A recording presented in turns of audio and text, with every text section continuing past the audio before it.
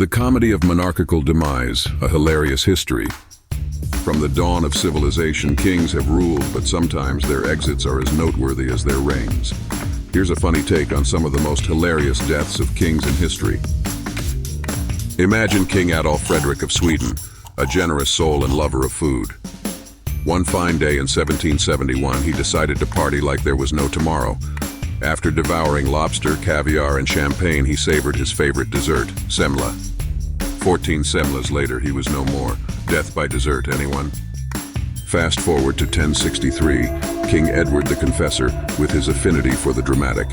On his deathbed, he uttered a prophecy about a calamity to hit England. His subjects trembled in fear, and Edward, he died peacefully, knowing he'd left behind a legacy of suspense. And who can forget King George II of Britain? One fine morning in 1760, he decided to visit the royal loo, but little did he know it was his last. He died on his porcelain throne. Talk about a royal flush. Next comes King Louis III of France, who saw a vision of beauty and dashed after her on horseback. In his pursuit, he hit a low door lintel and died. Remember, love can literally be blinding. King Alexander III of Scotland, a brave man, decided to take a risky midnight ride. His horse stumbled and he fell to his death. A word of advice: night riding might not be as romantic as it sounds. And then King Martin of Aragon, who laughed himself to death.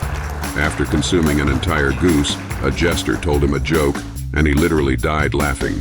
It was indeed a fatal comedy. King Bela I of Hungary, in 1063, was enthroned in a hastily constructed pavilion. The structure collapsed, and Bela was crushed to death. A fatal case of poor architecture, perhaps. To the south, in 457, the Eastern Roman Emperor Valentinian III was murdered during a training session. His crime: he was too excellent, his opponent too jealous. Sometimes it's dangerous to be too good. In 1184, King Henry the Lion of Saxony held a meeting in a large room above his bathhouse. The floor collapsed, and into the bath they went. No one said meetings couldn't be a splash. We end with the tale of the ancient King Zhou of Shang. In his elaborate wine lake, he drowned. Literally swimming in wine, he met his demise. So much for drinking responsibly. Remember, history is not always somber. Sometimes it teaches us lessons with a twist of comedy. These kings might have met a hilarious end, but their stories are immortal. Tune in for more tales of history's hilarious moments. You never know which king or queen will be the star of our next laugh. In the words of Shakespeare, all the world's a stage and all the men and women merely players. These kings played their part and exited, albeit hilariously. So until next time, remember, life is too short to be taken too seriously. Even kings can attest to that.